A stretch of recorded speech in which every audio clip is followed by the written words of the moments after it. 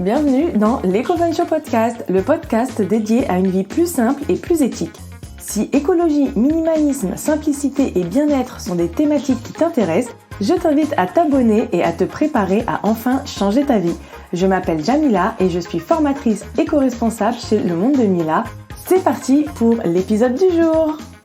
Est-ce que tu t'es déjà senti mal à l'idée de faire du shopping chez Shein, Zara, H&M et compagnie, ou d'acheter quelque chose avec plein de plastique, ou encore d'avoir acheté plus que prévu chez Aromazone? Si oui, je sais exactement ce que tu ressens. Je n'ai pas cité ces exemples par hasard et moi aussi je suis passée par là. Aujourd'hui, j'avais envie de te parler d'un sentiment par lequel nous passons toutes lorsque l'on veut vivre de manière plus simple, plus éthique, plus écologique, etc. Bon, peut-être pas toutes, on va pas faire une généralité, mais au moins une grande partie d'entre nous. Ce sentiment, c'est tada, la culpabilité. Donc, commençons par le commencement.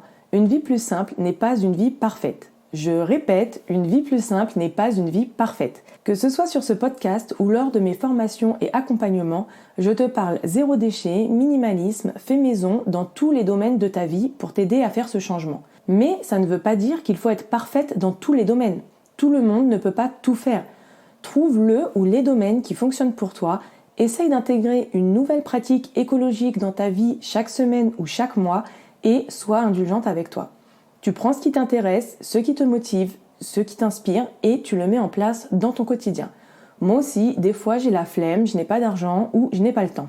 Un de mes pires comportements de ma vie d'avant, c'est que je confondais émotion et shopping. On dit que certaines personnes mangent leurs émotions, moi je dépensais mes émotions. J'avais l'habitude d'acheter un truc nouveau après une mauvaise journée pour me réconforter, ou après une bonne journée pour la célébrer, ou parfois quand je m'ennuyais, j'achetais aussi. Une fois, pour me motiver, j'ai même acheté une nouvelle tenue de sport et des baskets pour aller courir. Et après, je culpabilisais d'avoir dépensé trop d'argent, d'avoir les placards qui débordent et de ne pas être en phase avec ma vision de la vie. Je pense vraiment que nous avons toutes ressenti à un moment ou à un autre la culpabilité face à une de nos actions que nous ne considérons pas en phase avec nos principes environnementaux, éthiques et financiers. La bonne nouvelle, c'est qu'il existe des moyens de soulager cette culpabilité et je vais te les dévoiler. C'est parti pour les 6 façons de soulager ta culpabilité. Donc la première manière, c'est en apprenant à te connaître. La culpabilité peut être une émotion puissante qui a le potentiel de nous chambouler si on ne la gère pas correctement, mais ce n'est pas quelque chose que nous ne devrions ignorer non plus. Après tout, la culpabilité peut indiquer qu'il y a quelque chose qui cloche. C'est une chose de vouloir faire de meilleurs choix dans la façon dont tu veux vivre ta vie, mais si tu ne comprends pas pourquoi et comment tu prends des décisions, il va être difficile d'adopter ces changements. Le fait de te connaître t'aidera à comprendre ce qui te motive. Dans ma mini-formation gratuite, par exemple, comment débuter une vie plus simple et plus éthique, je te donne les 4 questions à te poser avant de commencer un changement de vie. Les réponses peuvent ne pas sembler avoir un impact sur ta prise de décision à un instant T, mais les connaître peut faire une grande différence pour durer dans le temps. Apprends aussi ce qui fonctionne le mieux pour toi. Par exemple, quand j'ai acheté ma nouvelle tenue de sport pensant que ça allait me motiver à aller courir, je me mentais clairement à moi-même. Ça a fonctionné 3 semaines et après, j'ai eu la flemme, j'ai tout reposé. Donc déterminer ce qui fonctionne le mieux pour toi est essentiel pour comprendre comment tu peux te motiver à faire des choix durables. Dans la notion de vie simple et éthique, on parle zéro déchet, minimalisme et éthique. Mais parfois, tu ne pourras pas faire les 3 en même temps. Il te faudra faire un choix. Donc, par exemple, est-ce que tu préfères acheter un avocat bio du Pérou qui a fait 3 fois le tour de la planète ou un avocat pas bio, emballé dans du plastique et local? L'avocat, c'est pas le meilleur exemple puisque c'est le fruit le moins éthique du monde, mais je pense que tu as compris l'idée. Donc je n'irai pas jusqu'à dire que c'est choisir entre la peste et le choléra, mais il n'y a ni bonne ni mauvaise réponse. C'est un choix que toi seul es capable de faire. Une fois que tu auras acheté, ça ne sert à rien de culpabiliser sur le plastique ou sur le fait qu'il ait fait 3 fois le tour de la planète. Tu as choisi selon ta conviction et tes priorités et ton propre style de vie. Ensuite, n'aie pas peur de faire des erreurs. Faire des erreurs fait partie de l'être humain. La culpabilité donne la priorité à la perfection plutôt qu'au progrès. Elle est alimentée par les médias sociaux et l'illusion de mode de vie parfaitement éthique.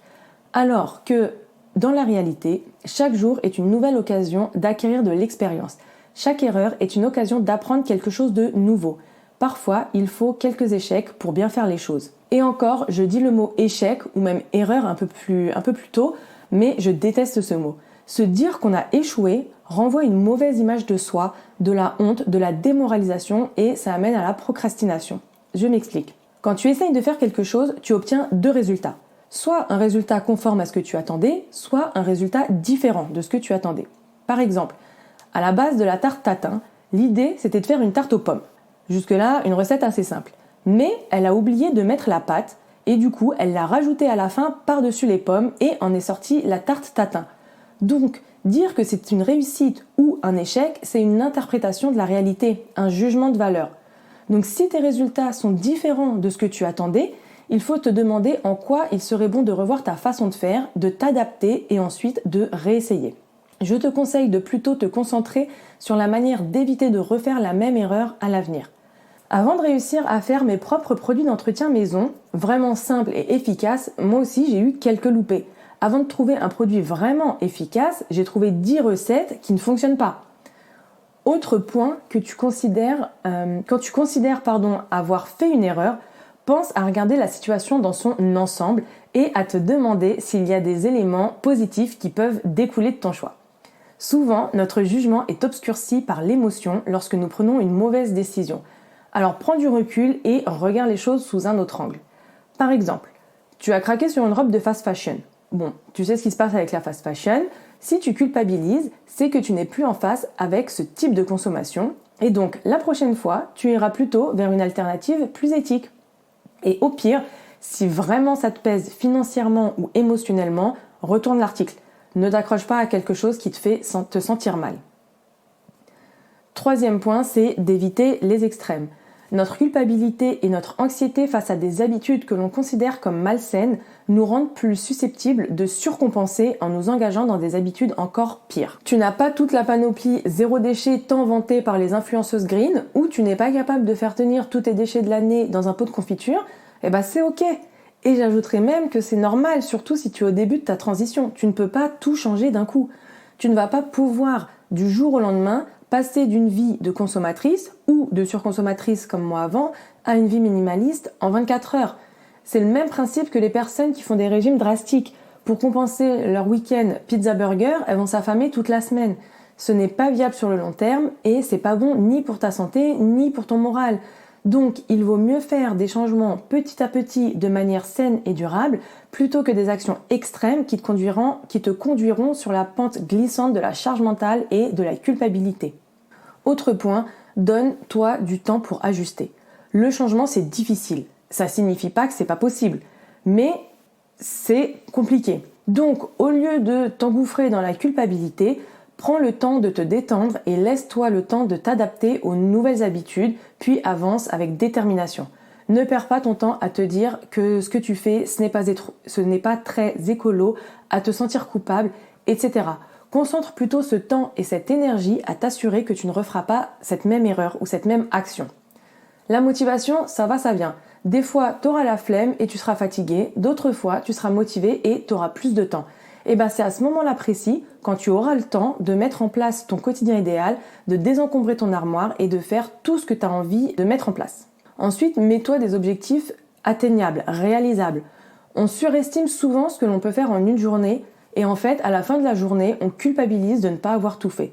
Essaye de te fixer des objectifs qui sont réalisables en un jour ou deux. Cela t'aidera à améliorer tes chances de succès. Plus tes attentes sont réalistes et moins tu te sentiras coupable si tu ne réussis pas à chaque fois. Donc ne sois pas trop dur avec toi quand les choses ne se déroulent pas comme prévu. Si tu n'atteins pas tes objectifs aujourd'hui, aie confiance en demain. Si tu veux par exemple désencombrer de manière efficace, il te faut un temps dédié, un plan précis et beaucoup de motivation pour commencer. En suivant la perfection des réseaux sociaux, c'est très compliqué et c'est normal si toute seule tu as du mal à t'y mettre. Il y a vraiment une méthode à appliquer. Et c'est en ayant en tête la réalité de la vie d'une femme citadine active, en fait, que je crée mes programmes pour justement que ce soit adapté au quotidien de chacune, pour que tu puisses te concentrer simplement sur ce qui te convient le mieux, de la manière qui te semble confortable au début. Donc tout le monde peut vivre une vie plus simple et plus éthique à tout moment. Cependant, tout le monde ne peut pas mettre en œuvre ces actions immédiatement. Certaines personnes ont besoin de temps, d'énergie et de motivation. Tu vis peut-être dans une région où tu n'as pas d'accès simple au vrac ou à un marché de producteurs et quelle que soit ta situation, il ne sert à rien de culpabiliser. Personnellement, bien que je connaisse beaucoup de choses sur ce mode de vie, je continue d'apprendre et de mettre en pratique de nouvelles choses chaque jour et il n'y a absolument rien de mal à cela. De petits changements ne peuvent pas, entre guillemets, sauver le monde, mais créent des habitudes durables pour toi et donnent l'exemple à ceux et celles qui t'entourent. Donc n'oublie pas de prendre le temps de reconnaître tes victoires, de profiter du sentiment de joie pour le chemin que tu as parcouru, de tout ce que tu as appris, rigole de la façon dont tes erreurs ont été drôles et par-dessus tout, apprécie chaque moment de ta vie. C'est tout pour aujourd'hui. Un grand merci à toi d'avoir écouté cet épisode jusqu'à la fin. Si tu l'as apprécié et que tu veux soutenir ou encourager ce podcast de manière totalement gratuite, n'hésite pas à laisser une note et un commentaire sur Spotify ou Apple Podcast ou ta plateforme d'écoute préférée. Je te souhaite une excellente journée, soirée, nuit, où que tu sois et je te dis à très vite pour un nouvel épisode sur l'Eco Fun Show.